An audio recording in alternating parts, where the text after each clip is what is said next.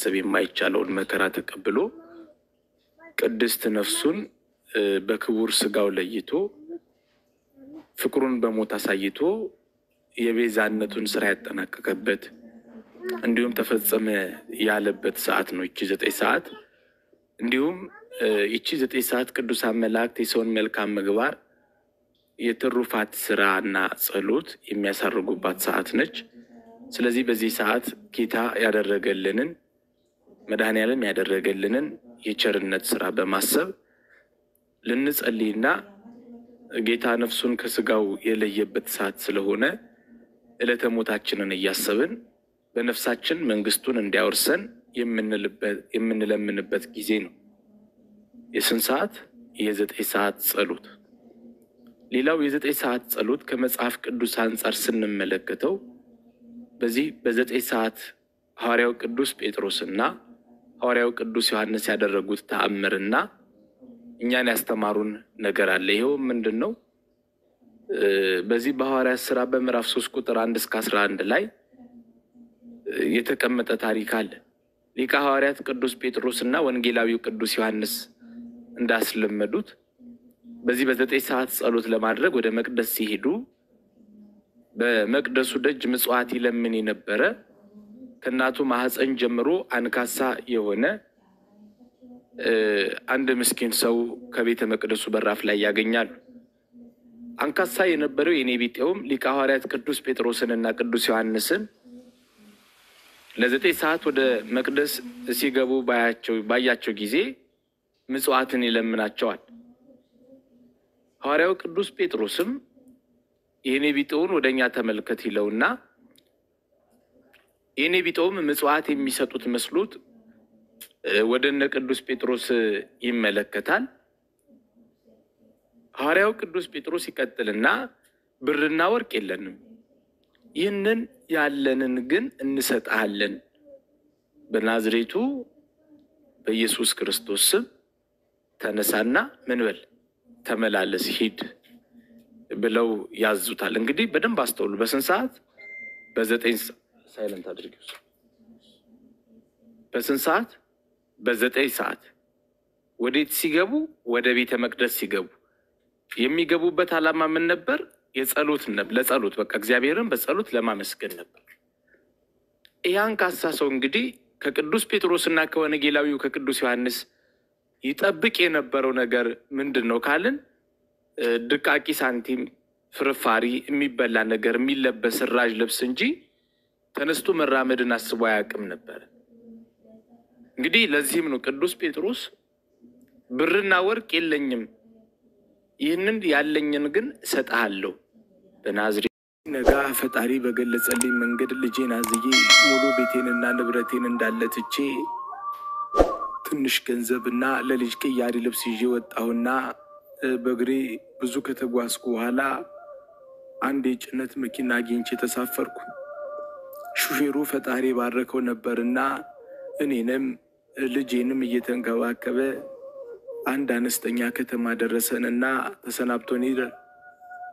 እዛች ከተማ የእመቤታችን ቤተክርስቲያን ደጅ ከኔቢጤዎች ጋር 7 ቀን አደርኩ። ከዛ ተነስቼ ጉዞ ጀመርኩ።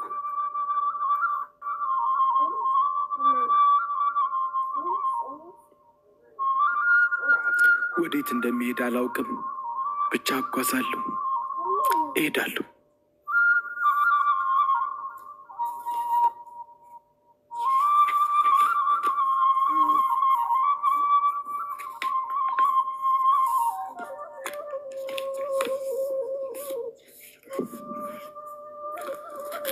ልጄም ምንም አላስቸገረችኝ።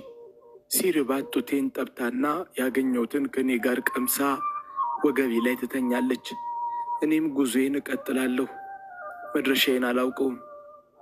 በዚህ አይነት ሁኔታ 4 ቀን ተጉዤ ያ ትልቅ ድንጋይ ስር አረፋልኩ።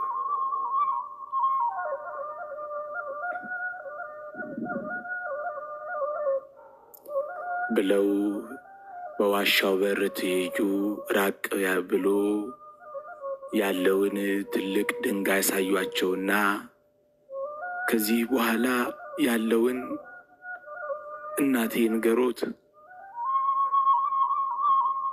ብለው ወደ ትልቋ እማሆይ ተመለከቱ።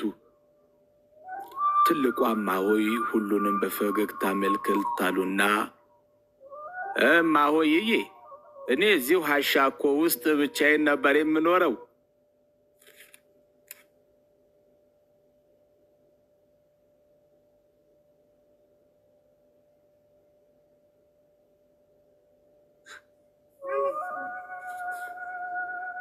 የዛን ቀን ሌሊት ቆሜ ጸሎት እያደረስኩ ሳለ የእግዚአብሔር መልአክ ሁሌም አንዳንድ መልእክት ካለና ማድረግ ያለብኝ ነገር ካለ መጥቶ እንደሚነግረኝ ያን ቀንም መጣና ቀን እዛ ድንጋይ ጋር አንዲት እግዚአብሔር የመረጣት ከነ ልጇ ተቀምጣ ታገኛለሽና ወደ አንቺ ዘሻት ግቢ፣ አብራችሁ ኑሩ። ከዛሬ ጀምሮ ላንቺ ምግብሽን የምትሰጥሽ አጋዘን ለነሱም ጭምር ትሰጣለችና ለምግባችሁ አታስቡ። አጋዘኗ እስከ ዕድሜ ልካችሁ ከነ ልጅ ልጇ ይመግቧችኋል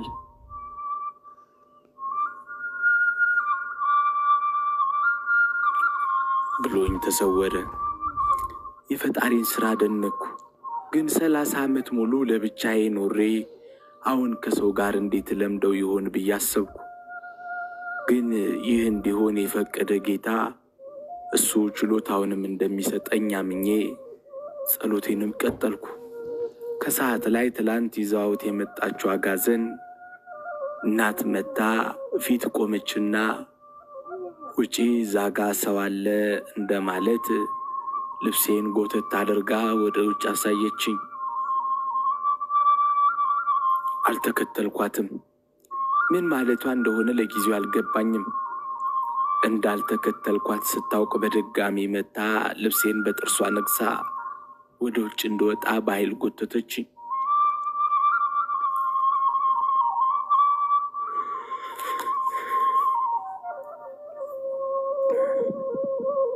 ይህን ሌሊቱን መልእክት ትውስ አለኝና ፈጥኜ ተነስቼ ተከተልኳት።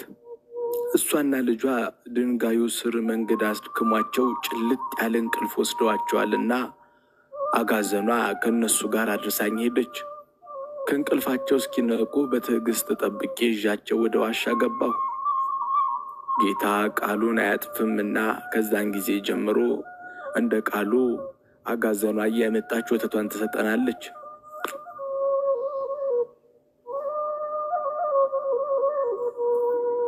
እሷ ያዘዘቻቸው አባቶች እንዳዩት መጥተው ባርከው ህብስት አድርገው ይሰጡናል። ይኸው በሱ ፈቃድ እዚህ ደርሰናል። እነሱ ወደዚህች ዋሻ መጥተው አብረን መኖር ከጀመርን 44 ዓመት ሆነን። እኔ ከዛ በፊት 30 ዓመት ብቻዬን ኖሬያለሁ። ወደፊትም እሱ በፈቀደ እስካለልን ድረስ እንዲሁ በሰላም እንኖራለን። ያቺ የመጀመሪያዋ አጋዘን አዳኞች ገደሉብን። ይቺ እሷ ልጅ ናት።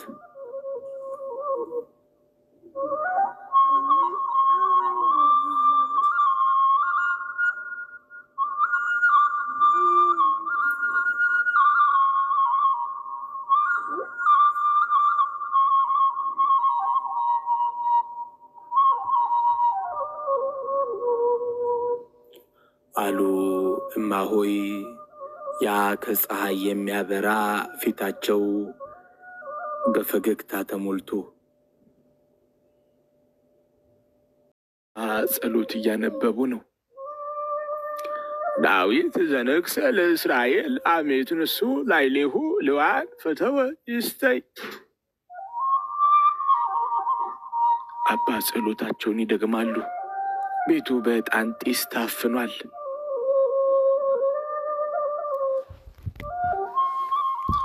ዓይኔን መግለጥ ያቃተኝ ሰው አባን በጭሱ መካከል ቆመው በሞገስ አየኋቸው።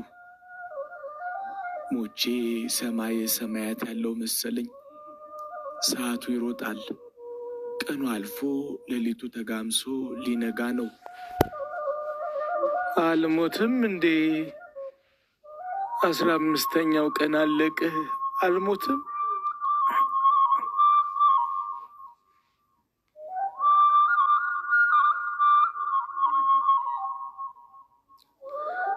ትሞታለህ የተባልኩባቸው ቀናት አልፈው ዛሬ 1 ሳምንት ተቆጥሯል። ግን ሞት ከየት ይምጣ? አዎ መድኃኔዓለም ግቢ ሞት የሚባል ዘበት ነው። አባ ቤት ማለፍ የሚቻለው በጽድቅ ብቻ ነው። እኔ እምቢ ብዬ የሸሸሁት የራኩት አምላክ በግድ ጠርቶ አዳነኝ። እኔ ኃጢአተኛውን ክንዱ አገዘኝ። ለስንብት የመጣው ሰው ድኛ መሰገንኩት። ለሞት ሩብ ጉዳይ የቀረኝ ሰው የንስሐ ዕድሜ ተጨመረልኝ።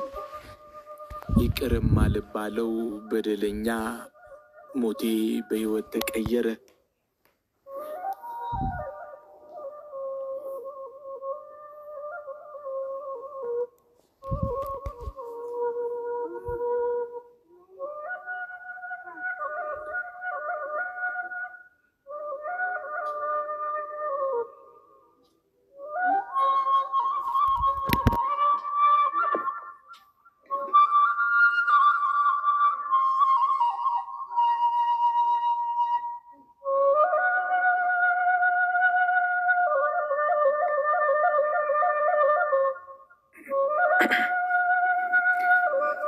ዛሬ ከኔ የሆነ የምሰጠው ባይኖረኝም በተሰጠኝ የድምፅ ጸጋ ዕድሜ ልኬን ላመሰግነው ዘማሪ ሆኛለሁ። ወደ ቤቱ እግዚአብሔር ይመልሰን። የሰውን ልጅ ሕይወት መቁረጥ የሚችለው ዶክተር ሳይሆን እግዚአብሔር ነው። እርሱ ያልቆረጣትን ነፍስ ዱረሲን አልፉፌ ቤቀቆን ቀብዶ ዮንደደቤ ኩፌ ሲቆፈላ ገሩ